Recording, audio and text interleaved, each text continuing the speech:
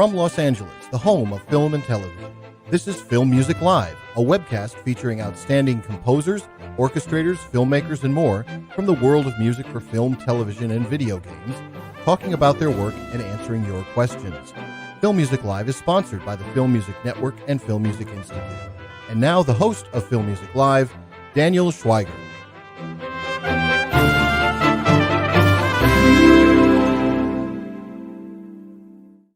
Hi everyone, I'm Daniel Schweiger, and welcome to Film Music Live, the show where you get to ask the questions to today's top composers. I'm happy to have you here. When you're a spy or a superhero on a mission, the Scotsman of multiple musical identities and nearly 200 scores you'll want to call is Lorne Balfe. With his childhood home's recording studio rocking with the likes of Ozzy Osbourne, Balfe came up with commercial jingles at the age of 8 before becoming a percussionist with the Edinburgh Symphony Orchestra at the age of 13.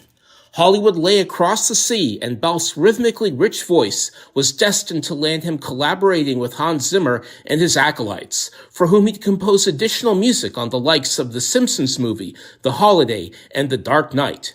Balfe's own career began impressing with the likes of The Sweeney, The Frozen Ground, and the game score Beyond Two Souls, and it wasn't long before he'd be a go-to composer for such massive projects as Terminator Genesis, 13 Hours, the Lego Batman movie, Black Adam, Gran Turismo, and the devastating Dopesick. Balfe has been particularly cool when it comes to the secret agents of Gemini Man, Black Widow, Ghosted, Mission Impossible Fallout, and Dead Reckoning, and even a guy trying to get Tetris out of the Soviet Union. While his heroes try to retain their cool, leave it to Balfe to blow their cover with a talent for thematic character, terrifically exciting orchestral action, and above all a sense of fun, particularly in Matthew Vaughn's Bondy and female-centric satire Argylle, that makes Balfe number one with a Beatles-enhanced bullet in a cat bag. And now here's the composer who knows how to play today's spy scoring games like no one's business. Let's welcome Lorne Balfe. Good evening, good morning, good night. It's great having you here, Lorne. Wow, you really got started quite early in your musical careers doing, what's it like having a studio in your home and also playing with the Edinburgh Orchestra at such a young age? Nothing's changed. This is my studio and this is in my home. So I don't think anything of it any longer. No, I was brought up around music, bands, the recording studio. I always kind of thought it was normal to wake up around lunchtime and start work and go to bed after midnight. So I was kind of just around that atmosphere. So thankfully, I was fortunate. So when I did say to my parents I wanted to get into music, it wasn't a big shock to them, which happens to a lot of parents. But it was kind of very. I've ended up kind of in the same situation, having a studio at home, and now my children now see this lifestyle all the time. Not the afternoon. I do get up in the morning. That's the only difference. Now you started composing before you were 10 years old, right? Yeah, it doesn't mean it was good, but I did technically, I could have been composing at 18 and it still wasn't good. No, I started doing jingles, and I was learning how to program the Fairlight Page R very young. I think I was learning on that when I was about 8 or 9. So I was way more technically advanced then than I am now. And I think you probably were like the youngest member of a orchestra at the age of 13. I mean, what's it like again? What kind of learning lessons did that give you to your later career? Well, yeah, I think they were maybe short of talent, and that's why I got it. But no, percussion. I always loved percussion.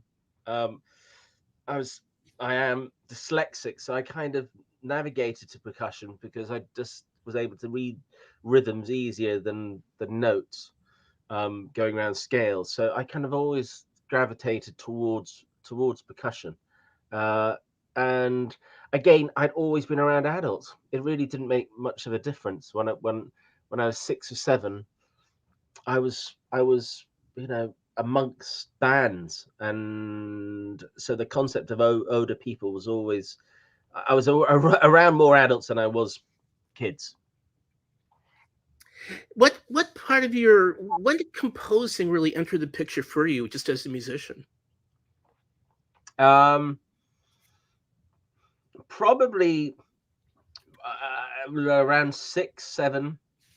I think around 6, I was getting piano lessons, was not particularly good at it, so I think we stopped them.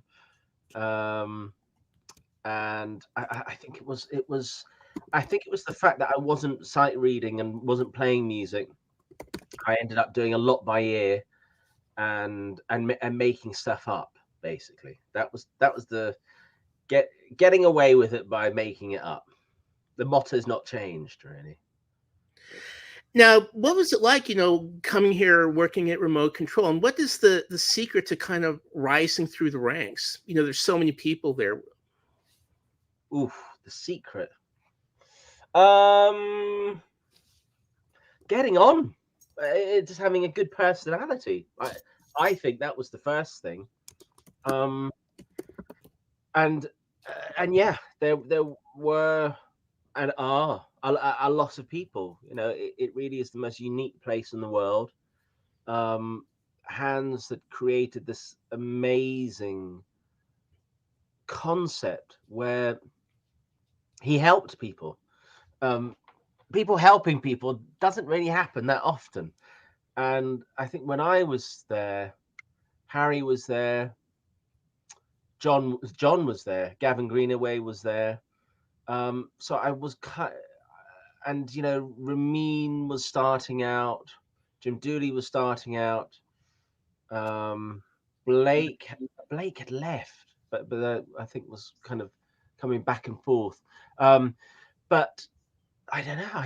I think it was about the fact that having a good personality, being technical was very useful. When I first arrived, I was looking after Henning Lohner. Henning was there, and Klaus Bidet was there, and I think it was really that. It was the fact that you got on with people and you weren't kind of a pain.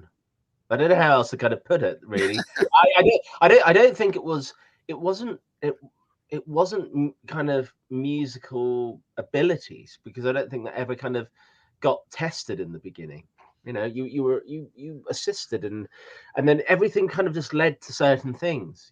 Opportunities would happen at night time, and you would just do some drum programming or some synth programming, and that would kind of lead into something else. But it was, it was. I went over at the Millennium. That's basically when I went over, and I wanted to go over because it was, as I said earlier, it was just the most amazing place. I'd been to 4 or 5 different music conservatoires and had been asked to leave. So education was not my forte, but Remote Control, or Media Ventures, which it was at the time, just was this kind of shining star, and Hans's music was just this thing that at school I just connected to. Rain Man and Lion King was just music I had not heard before. It was kind of rock and roll, but it was classical, and it wasn't the stuffy classical music which kind of I'd heard all the time. Yeah, I think there were like really 2 scores where I really my ears pricked up, as they say, and it's like, who is this guy? And it would be this really cool serial killer movie called The Frozen Ground. And you also scored this beautiful, beautiful video game called Beyond Two Souls. Yes. Yeah. I think Frozen Ground, I don't think it was my first. No, I know it definitely wasn't. But again, all those projects were kind of in between learning my craft. I was working for Hands for maybe 15 years, right on and off. And if there was ever downtime, which was very, very rarely, I'd try the take on a film, and I always kind of, I think it's that kind of dilemma you have sometimes. You're kind of right, I'm ready, I'm off, and I never felt that. I do these odd projects, and it was just never kind of, I never felt fully confident enough to go into the real world, and do it alone. And those were kind of the beginning of the experimenting. Can I do it? Now I want to jump way ahead into Argyle, and it's just a really ingenious, fun score. And one thing that is the total standout is how you adapted the Beatles' kind of new song "Now and Then" into the score. It plays for action, it plays for romance. You obviously heard this way before anyone did, and anyone even knew that this existed. Tell me about that. Yeah, no, I don't think I even knew what it was when we had it. I think we were maybe about a year before we finished, and thankfully Giles Martin is to thank for all of this. Giles and Matthew had a very good relationship. They knew each other from school, and Matthew had always been looking for a song that would trigger Ellie, and not, it didn't want a kind of a score for or nothing like that. Actually wanted a song, and he had told Giles about the story. Anyway, Giles then matter of fact produced this amazing song, and it was it arrived, and the weirdest thing is that you take it for granted after a while that you're listening to the last ever Beatles song, and you're there basically in Lennon's kitchen, where he recorded that line, so the vocals to it. So it was very very emotional, because you don't ever kind of experience things like this. And then recording it was I love the animals in the background. It's my dog and my cat. They just don't give a damn. The only animals I'll have is like a 5-year-old in a minute coming in to say goodnight. And we kind of, even when recording, we had to kind of not tell anybody. We had to use code words for the cues, and it was very, very magical to be able to kind of touch something like that. It's a holy grail. So, but it's all thanks to Giles. Now we've got our first question for you from Eric Hine. Was it a challenge to create a theme for Ellie, one that was equally successful for a mild-mannered author and later a former spy? And what role did instrumentation play in separating her two lives? Blimey. Well, I think the hard lifting goes to McCartney and Lennon. I don't think I can take a lot of credit for that. I think Ellie. I think the way we kind of split it up with the main theme. Matthew actually co-wrote that theme with me, because we started about 3.5 years ago, when I was at Abbey Road and he was at home and on FaceTime, and we started writing that theme. We always knew we wanted a verse and a chorus, and treated it as the chorus probably was the Henry character, and maybe the verse could kind of be Ellie's. But on the other hand, I think we wanted to kind of make Now and Then connected to Ellie way more.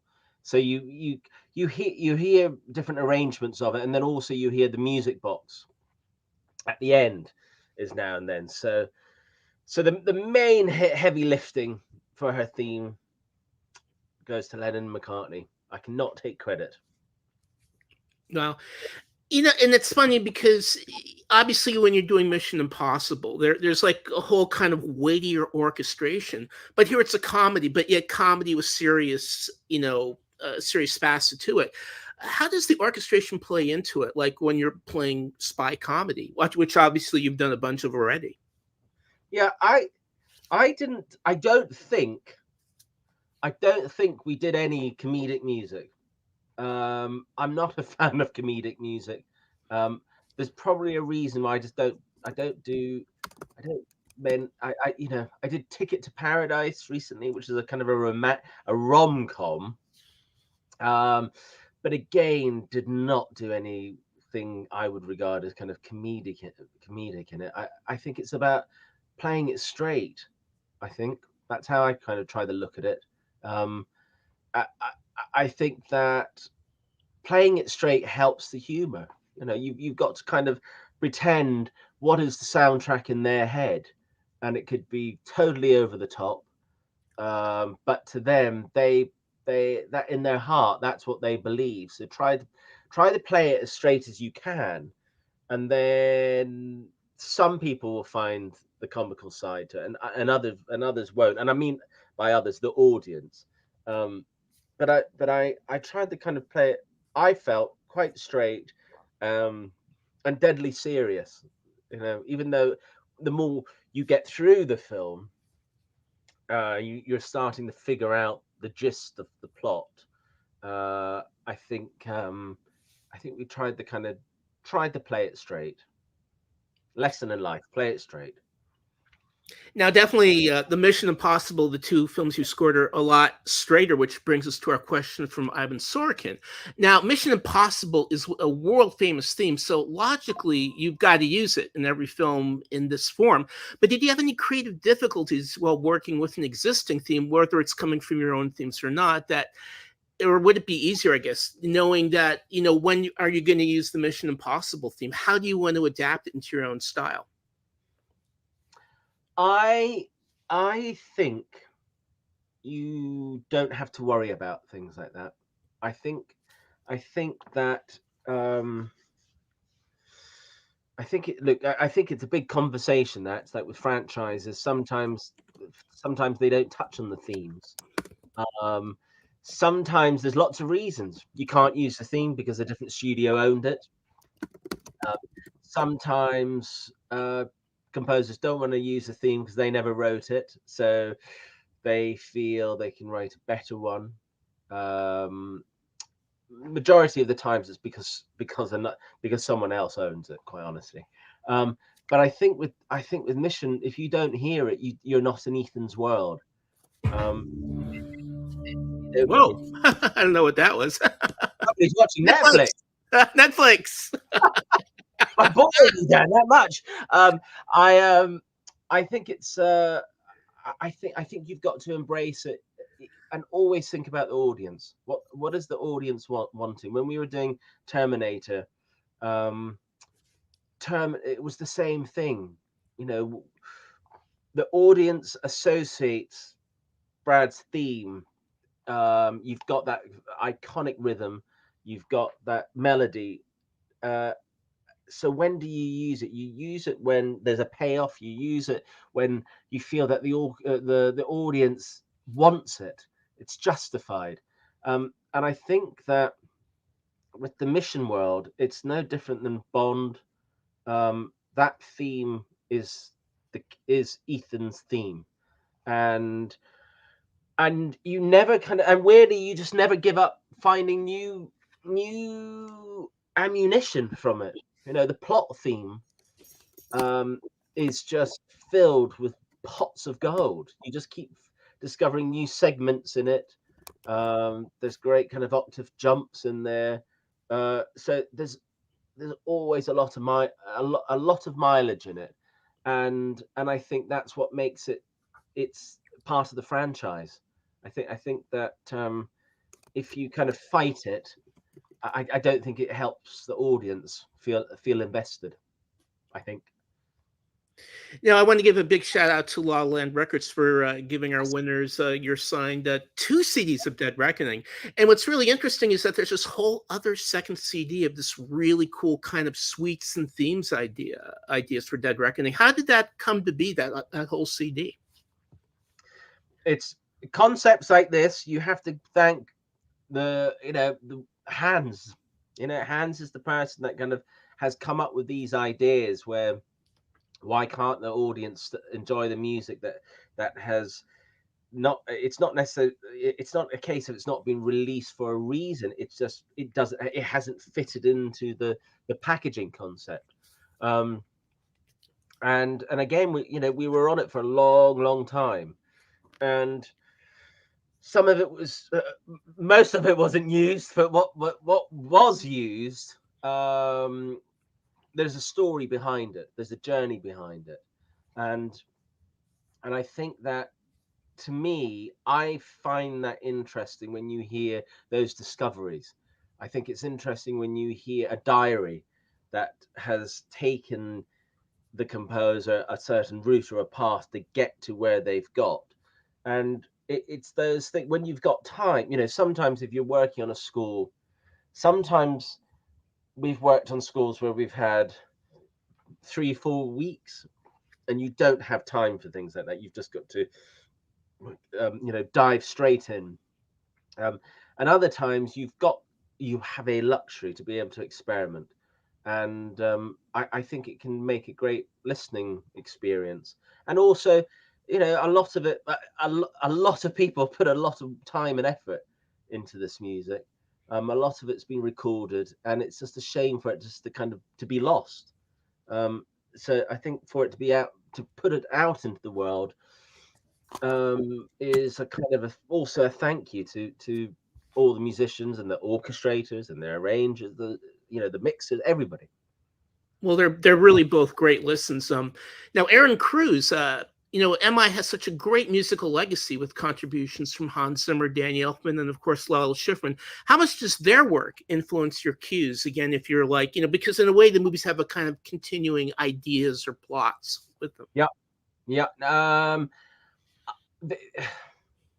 I think that they all subconsciously mean something, but I think that you kind of have to put it to the side.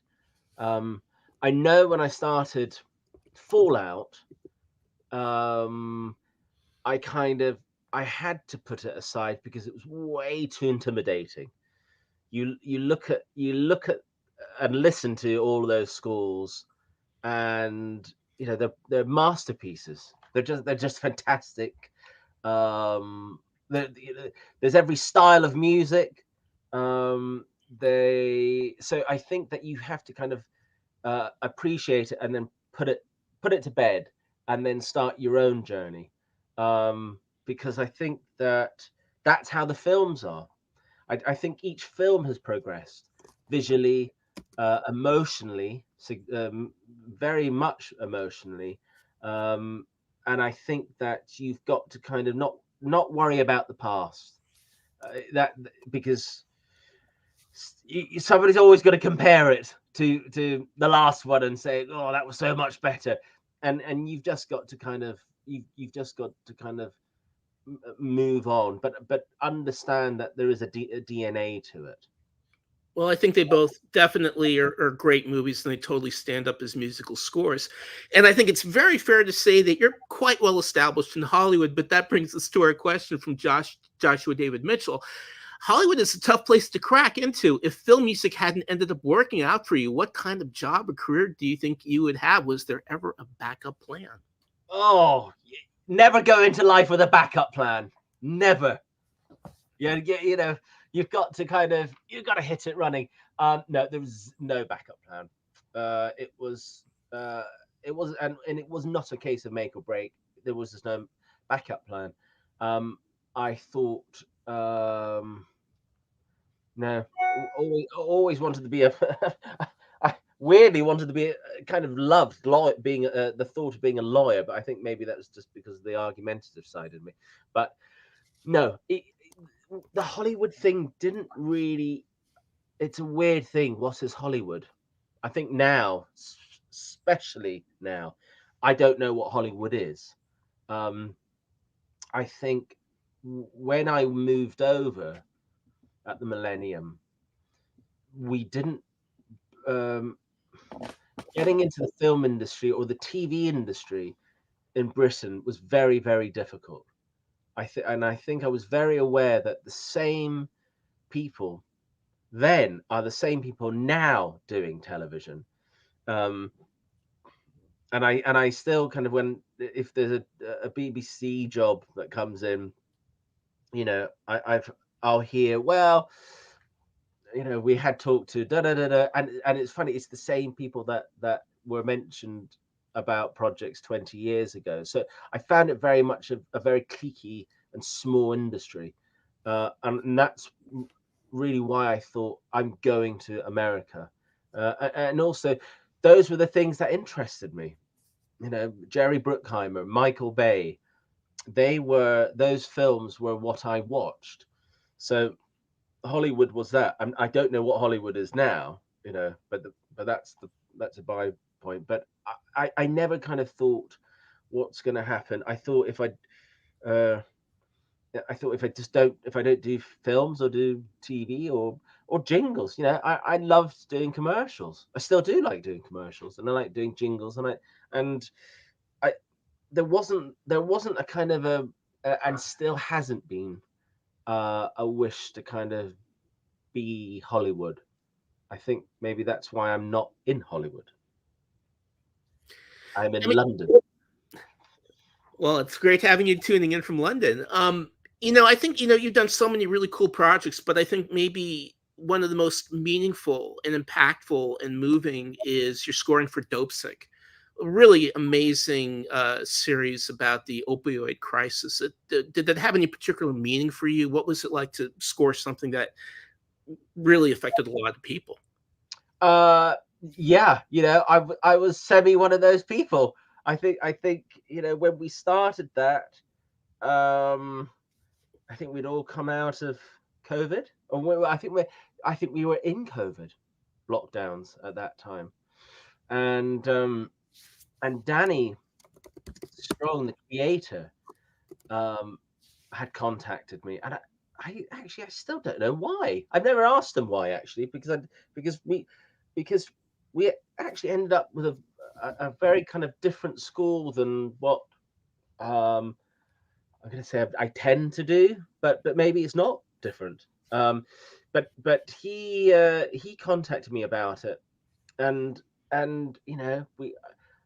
Yeah, I had put my back out. I got well into pain relief, well into it, to the point I stopped myself. I went cold turkey. I took myself off it, and it was horrific. And so I saw the power of that. But I'm not saying that was that's the inspiration. But I've lost count how many people have been addicted to these things, and it's ridiculous. The lives that have been lost due to this. I think it's a kind of a very middle of the road drug that is it is accepted. It's wrongly accepted, but it was a story that that you couldn't believe, especially with the families involved with it and the sectors. That it's just it's the cliche story of power winning, and I think these stories are the things that kind of get you excited, and it's like many projects. If you can find something that you feel invested in, you don't need necessarily to connect to it, but feel invested in, and be part of the storytelling. I think you put a lot of heart and soul into it, and that's the joy of what we're kind of able to do. Now, jumping back into the world of Mission Impossible, Amador Chavez has a question. If the marching band style drum roll at the start of the Dead Reckoning opening titles was kind of similar to the one in Mission Impossible 2, was that a conscious decision or a happy accident, or again, part of this thematic glue you're talking about? Didn't know that was there. Sorry. was not at all aware of that. I know that on Fallout at the beginning, I remember at the time the idea of the bongos at the opening. I remember saying to McHugh about, I remember Danny had started one off with military snares. I think I'm right. And that was kind of the idea of starting with the bongos. But no, there was no connection. Maybe I should change my story. Yes, that was the reasoning. We wanted a nod to 3, but there wasn't. Now, Radoslaw Rozbicki asks, what is the largest score that you composed, and what is the smallest one on which you worked alone? The number of people and the size of the orchestra and the scale. Wait, keep that question up. The largest score that you composed. Now, largest as in amount of musicians would be Mission Dead Reckoning. We had over 6. Oh, keep that question up, Kenny, because my brain's jet lagged at the moment. I was about 600. Was 600 over 600 musicians, and maybe a musical team of at least 100, I'd say, with additional composers, orchestrators, arrangers, mixers.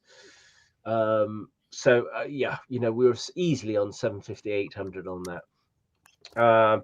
What is the smallest one on which you worked alone? Working alone is very, very rare. It's it's a very kind of film music forum conversation. This big movies, you can't work alone. I've said it before. If you pretend that you do, you're lying. It's not possible. The way movie making is working now, what you write on Monday is already out of date when you wake up on Tuesday, picture wise. It's just the nature. You're working on movies where one movie I worked on a few years ago had 9 editors on it. Imagine them butchering every scene. So whenever you wake, you rise. It's totally different. I think that's why sometimes I try to kind of always have a break and do independent film. I'll try to maybe get 1 in a year or 2, just because they have things called locked picture, which isn't on the day of release. It will happen months before, and you actually can focus on one. You can focus on one thing.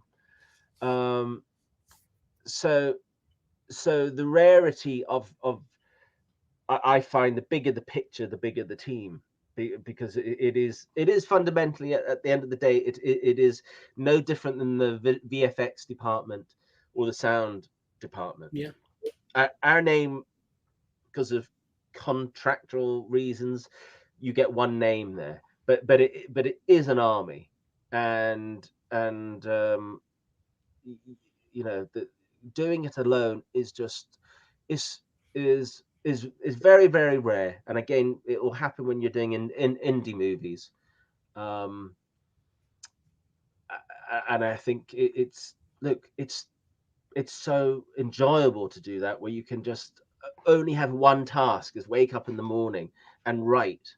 But with the way filmmaking's done, it's cutting and experimenting with a turnover of picture is so fast. So your music's got to be the same. Right. Now you've done Military Wives. I say Military Wives was the smallest, and that came out. That was meant to come out, and then COVID hit, so nobody saw it. So it went straight to Amazon or something. So it totally vanished. Now, you've done no shortage of really terrific video game scores, which brings us to our question from Louis Versellini. I've always enjoyed your Assassin's Creed 3 original game soundtrack, and more to the point, throughout the soundtrack, you can hear influences from Native American culture, such as flutes and drums. At times, there are influences of European and Irish music. Can you talk about the Assassin's Creed 3 soundtrack? Assassin's Creed. I got brought into that. I was doing the commercials for it. I'd been working on a couple of the spots, and it kind of led to me being asked, could I do the cinematics? And then that led to kind of then being part of it. So again, it was this kind of journey of being brought into it. But the instrumentation really comes from the games. You know, I think it's a great franchise. It goes through many periods of time, and there's been great composers on it. Austin's done a great job. Flight's done a great job. You know, there's just been great periods of time where there's been great things to use as a you know a color mood board. So it's the settings help you find the instrumentation. So I think all the inspiration comes from what you're looking at. Now, Richard Rock would love to know, what are some of the most challenging technical aspects of composing for film, and how do you navigate those challenges? Richard, well, most challenging technical aspects. It has to be picture changes. I think that is it. I think also the way you've got to kind of listen to people's voices. I know that's technically, it is technical, that, because it affects how you're delivering. I think that there's a lot of money being spent on these shows, and they want to test them. So they want to test them with as much of a finished product as they can, whether it's VFX or even music. And having these screenings take a lot of pressure, because you've got to kind of make sure everything's done in that time, and that could be months before the actual deadline. And there'll be studio executives having their opinion, as well as the director, producers having their opinion. So there's a lot of voices, and I think you know, that was one of the best things I got to experience, and the best training was at remote control, and because of Hans. And it wasn't about music, it was about how the business side is run, and an understanding about people's voices being heard. I think I've done quite a few. I don't like it, but I've done quite a few projects where I've had to kind of fix it, Right. and come in and you know, fix is maybe kind of a wrong term, but you know what I mean. Yeah. But and 9 times out of 10, I don't think it's because of the music. I've heard it; it's been perfectly good. There's obviously something else, and when you deep dive, you find out what it is. It's either lack of communication, or the communication stopped, or a lack of willing to change things. I think as a composer, you're part of a team. You know, and I appreciate it's your art, and you say, I've created this. I'm not going to remove this. This is my vision. Yes, it is your vision, but you are part of a team. If you don't agree with it, go and write for the concert hall. Right. And this is fundamentally a team sport, and you are bringing your ideas to the table, and somebody will say, I like them, or I don't. And then you've got other voices starting to come in saying, well, maybe I like it. But I think that's that's the game, really. I mean, talk about a great team score. Top Gun Maverick. I mean, no one expected the film to be as terrific as it was. And the We music we is did. it's On seamless. we did. We knew it was going to be terrific. How was it to work with Hans Harold Faltermeyer? I mean, you've got Beverly Hills Cop 4 coming out as Yes. well. Yeah. No, look, um, you've got I think it's always the beginning of these projects. I remember I think I was on Gemini Man, maybe, for Jerry Bruckheimer. And I was at remote, and Harold was in the other building, and Bob Badamy, who is a legend, music editor. This was way before I got asked to work on Top Gun. Had said, "Oh, do you want to meet Harold?" And I chickened out. I actually just thought, "Oh God, what am I going to say?" Or just embarrass myself, or try to play Axel F on the keyboard in front of him, like the last thing he needs to hear. So it was it was a long process. I think we were on that for about 2 years. And no one ever in the same place at the same time. Hans was he was back and forth in the UK and LA. Harold was always somewhere. I was always. It was a kind of a weird connecting time. It was always very difficult. But no, it was this kind of just a very special to be able to kind of touch those classic themes. And it's the same with Bad Boys. My son did say to me last year, he just said, "When are you going to do a film with your own themes?" Which he's got a point. But I do seem to kind of do a lot of projects with pre-existing themes. But they Top Gun is just so iconic as a theme, and it's the same as Axel F. And I think the audience wants it.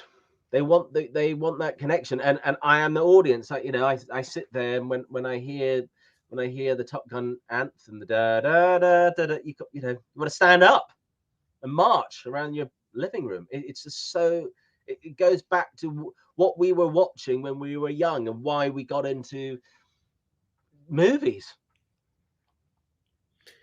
Now you've scored no end of like top Tom Cruise blockbusters, which brings us to a question from Jesus. How was your experience working with Tom Cruise on the mission scores that you did, and what were some of the choices or suggestions that he made that went to the final cut? Those scores helped me during tough deadlines. Ooh, that's good to know. A tough deadline is good to know. He is extraordinarily hands-on.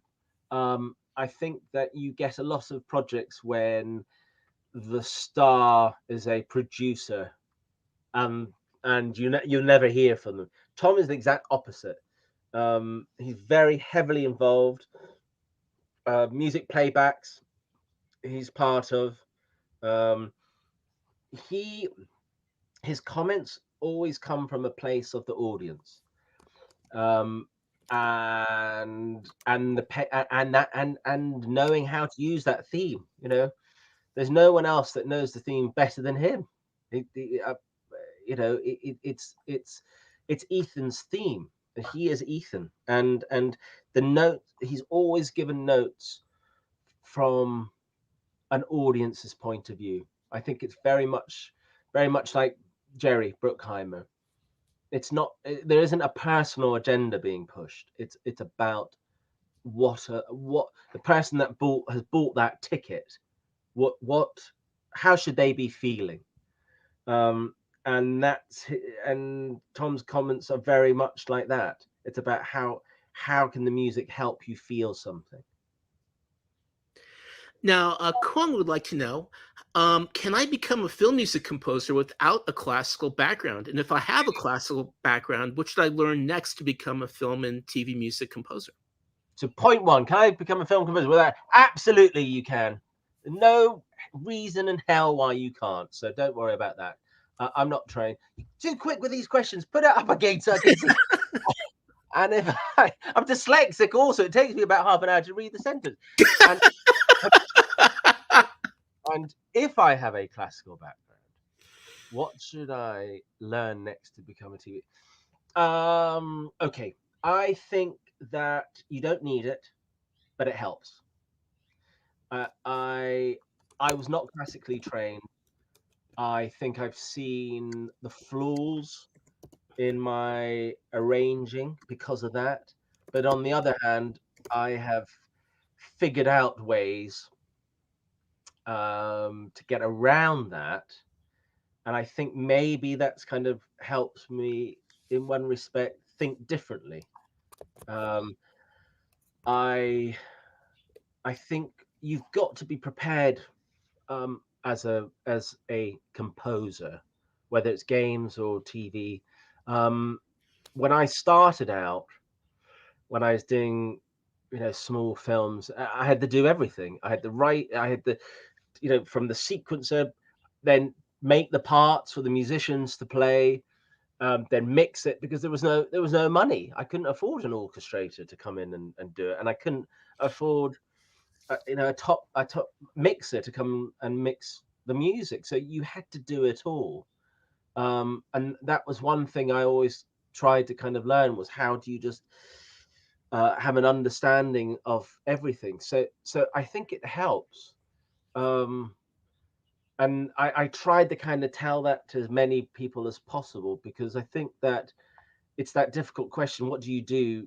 Do you after school? Do you go and study music? I Part of me kind of goes, why not? It's 3 years of of a luxury in life to be able to have the time when you can go and join the jazz improv flute sextet and experiment and do things. And I think that it gives you a deeper understanding. Playing in an orchestra definitely makes you think differently about things. Last year I started conducting, which is not, I've kept away from conducting because of that interaction with the musicians, where if they say page, bar 53, is that an F sharp? It's wrong, and it would take me 10 hours to analyze it, going through the score. But I've been doing it a bit more, and I have a total different understanding now about the orchestra from conducting. So I think absorbing yourself into as many different things is very important. I'm not a fan of studying film music. I don't understand it. I think going and doing a 3-year course in film music is just so narrow that I don't think it will produce any unique voices.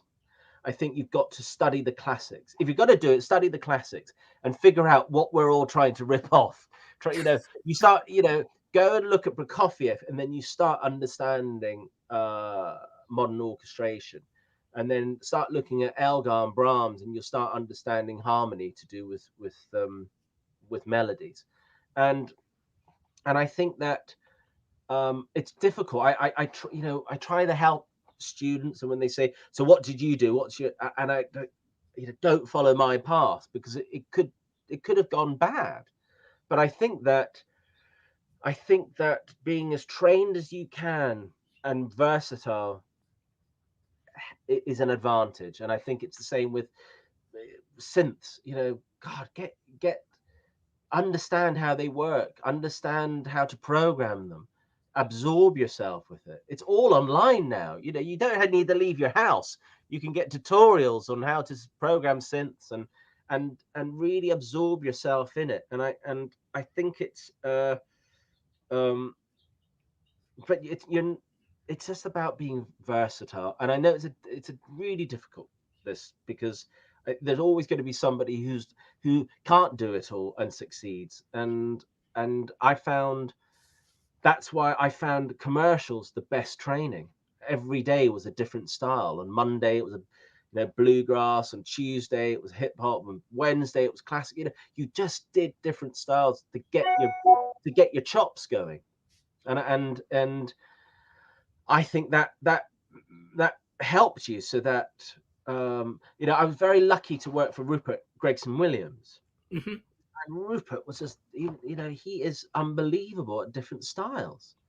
When the cue asked for kind of a comical moment where it had to be kind of Latin American or something, he could do it. It's like, God, and it was all these kind of pieces of information that you pick up helps you progress. You have a real talent for electronic music, and two scores that you did that I really dug, and really great movies that are kind of from the same cloth are Tetris and Gran Turismo, because they're essentially both throwback scores. Tetris is going really old school. My original plan with Tetris was my intention was to write it on the Fairlight. And do all the cues on it. And I think we powered the Fairlight up, and I realized it was going to take about 2 weeks to do a minute cue. So I kind of put that idea to bed. It was just so painful. But what was fun with it was getting to delve into that period of time of the 80s. I love the art of noise. I go to their gigs. Quite, I'm very proud to say I go to their shows, and I sit there kind of just. I love the way sound was manipulated, where it was the sound of an exhaust became a snare drum, and I love that wall of sound that they did. So that was a big influence on the score. And I think, but the Ambulance and Six Underground with Michael were very synth based. I think especially Ambulance was very synth based, and I think synths are no different than the woodwind section. It's another color. I think you've got to treat synths, when people say it's a hybrid score, it's a score. Why alienate? I think look, Goldsmith. Some of my favorite films, like The Goonies, it's a lot of the synths in not The Goonies. He did The Burbs.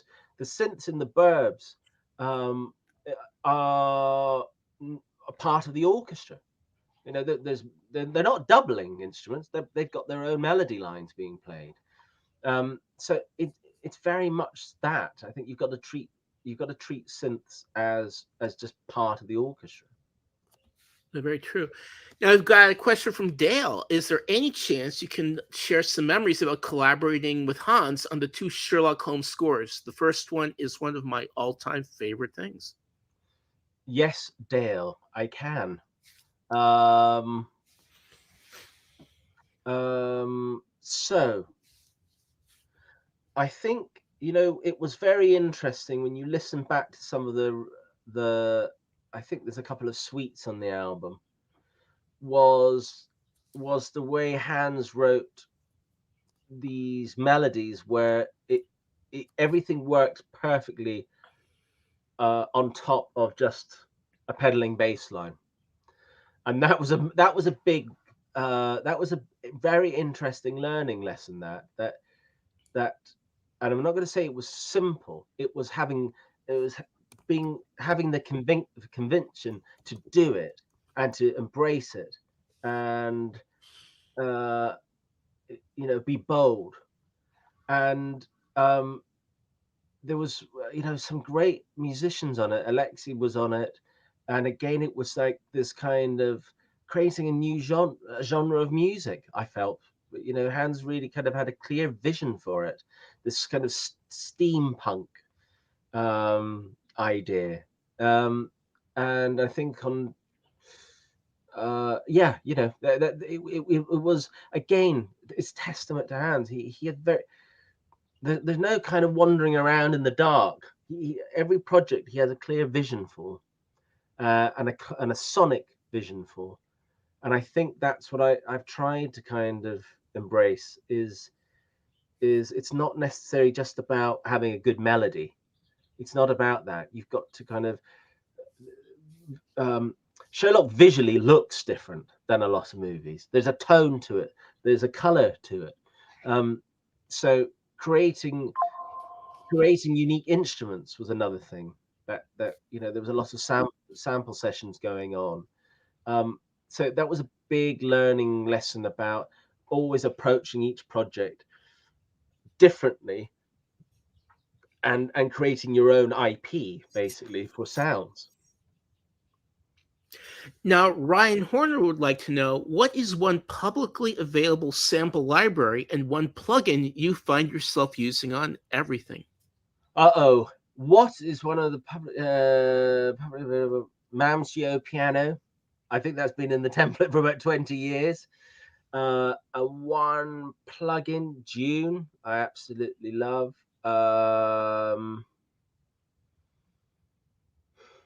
I'd have to open up my sequence to remind me. Thankfully, I am in my studio, but if I open this, it'll crash.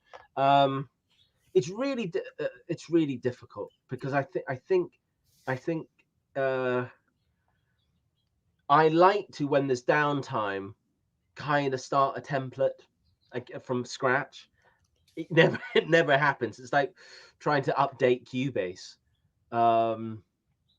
We just never kind of seem to have time to try to kind of okay, we've got a week, we're going to try this, because there's so many libraries out there.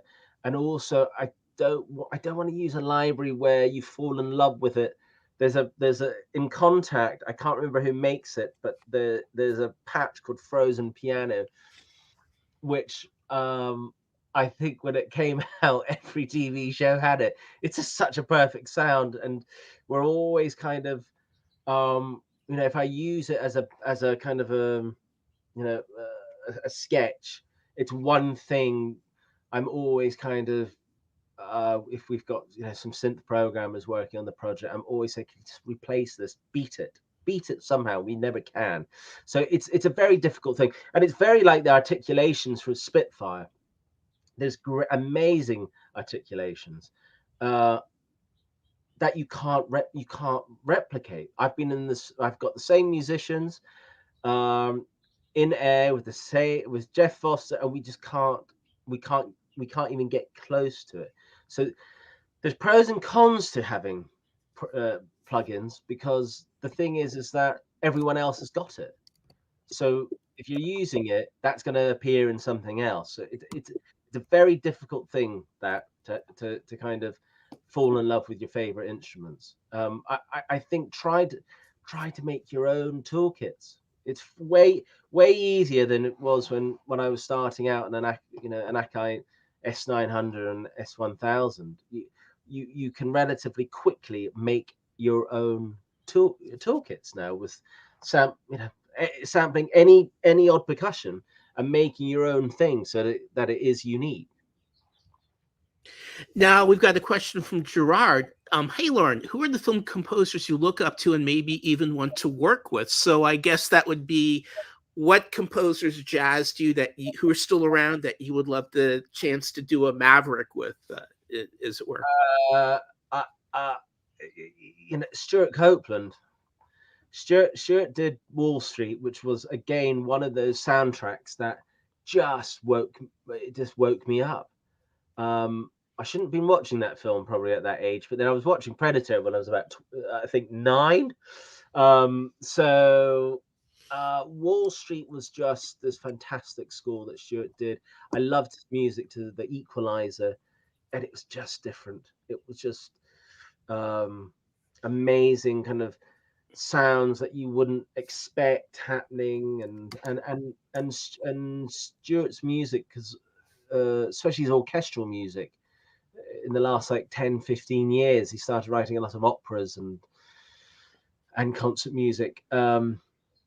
It would make me very kind of emotionally proud to kind of do something.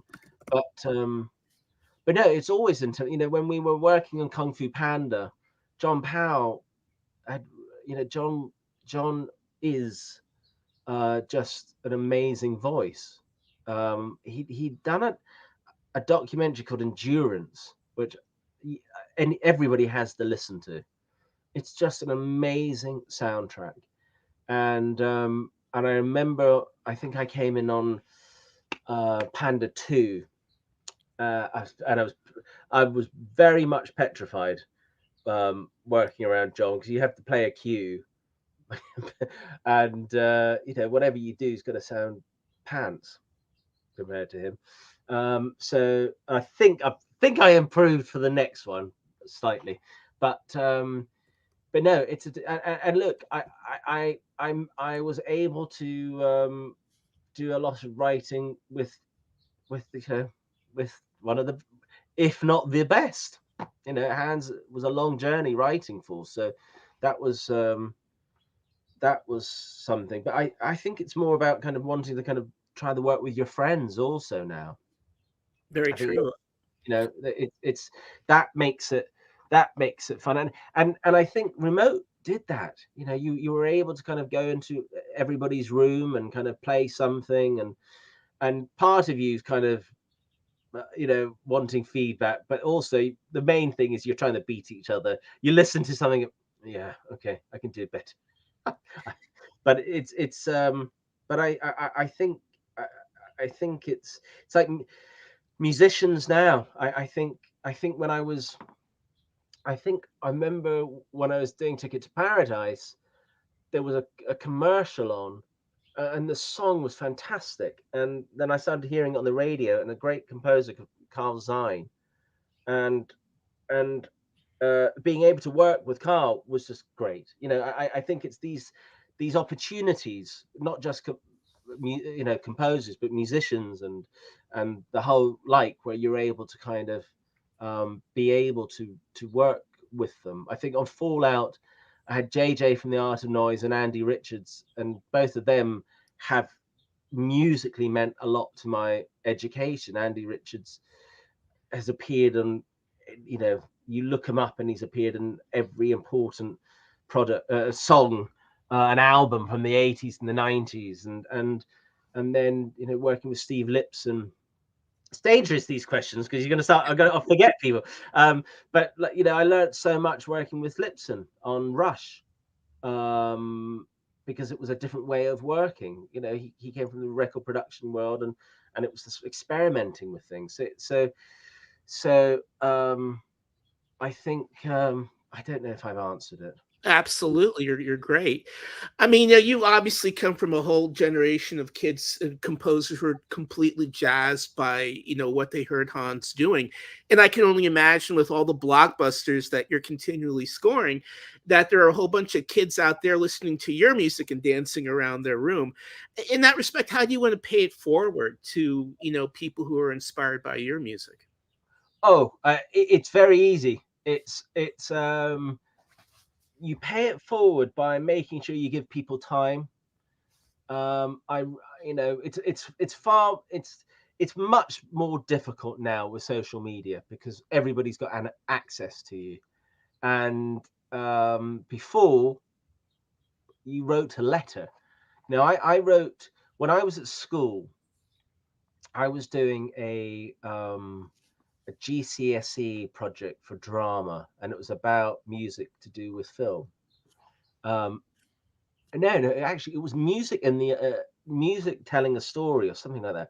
And I contacted Stuart Copeland, Andrew Lloyd Webber, and Hans when I was about 15, and I got this 10-page reply from Hans,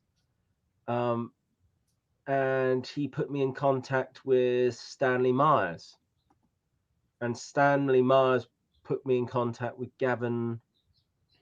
I can't remember his name. He was a director. And they all gave me time.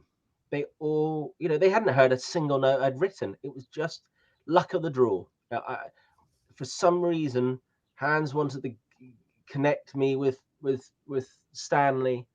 I still got all the letters. Actually, I found the booklet that I made with. It was like so mature looking now, but you know, Stanley replied to me, Hans replied to me, and they took time to answer my utterly stupid questions. And I think that time doesn't really cost much.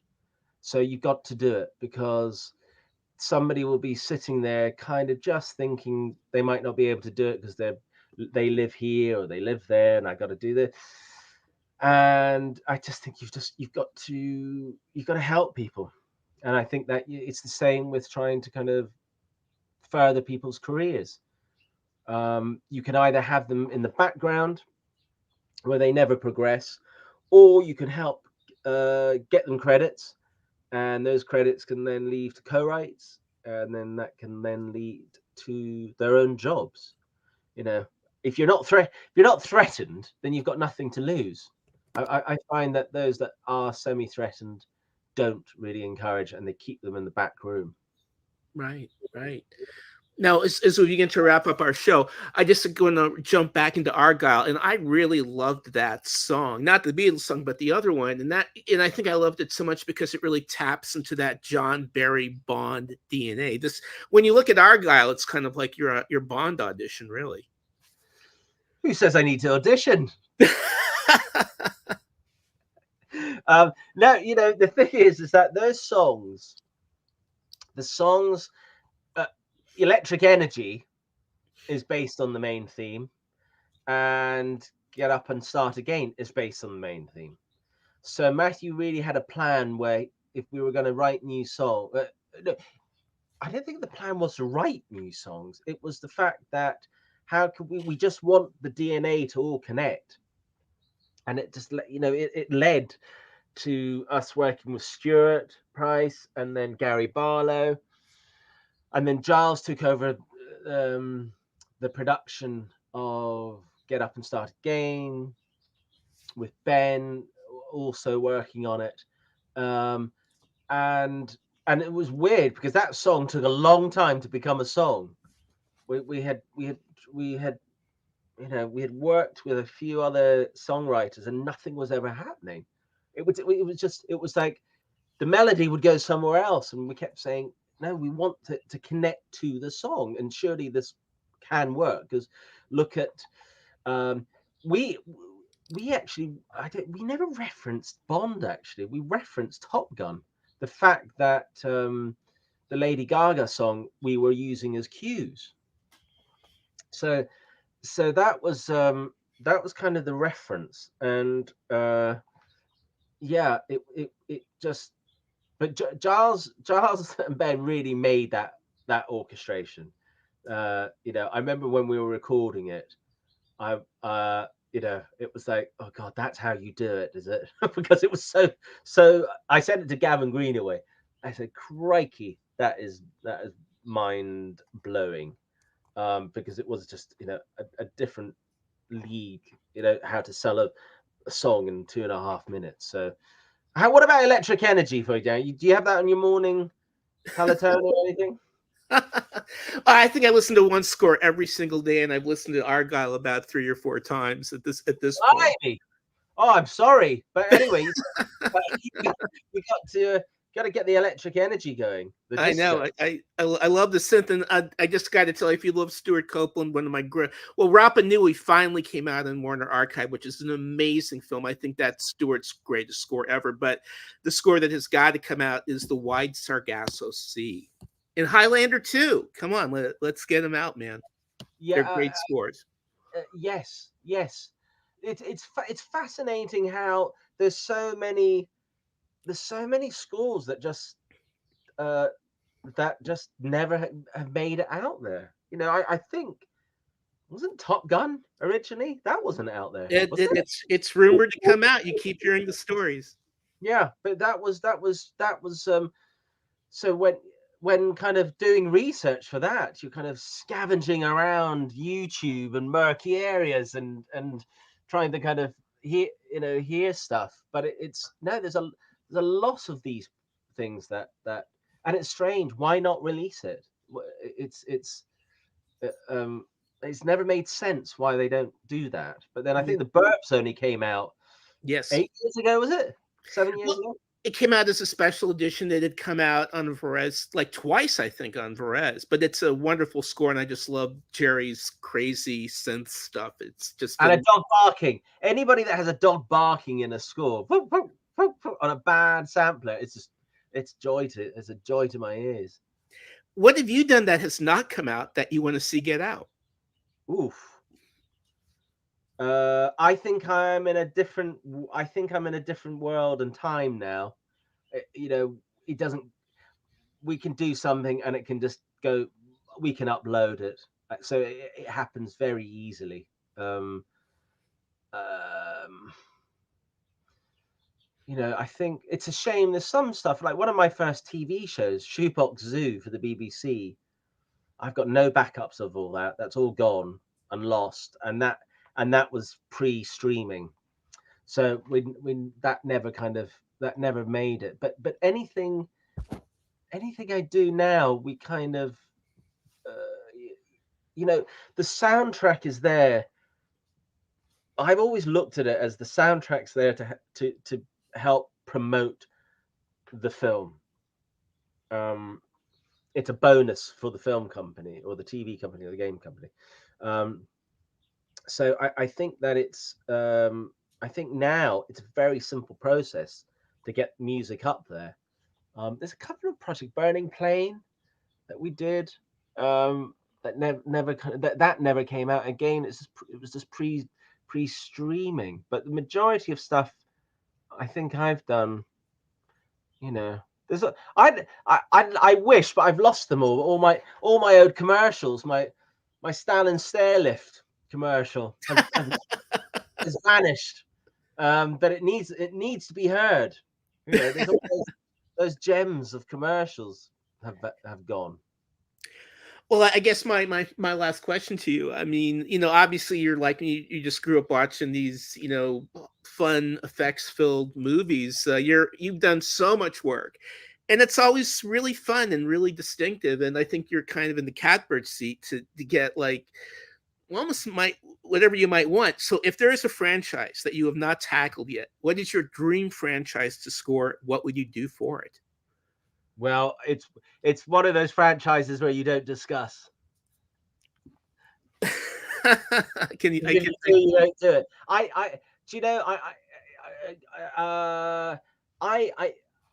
learned something maybe 10 years ago, and it was about choosing projects for who the people are. Don't necessarily base it on the script, because the script's going to change.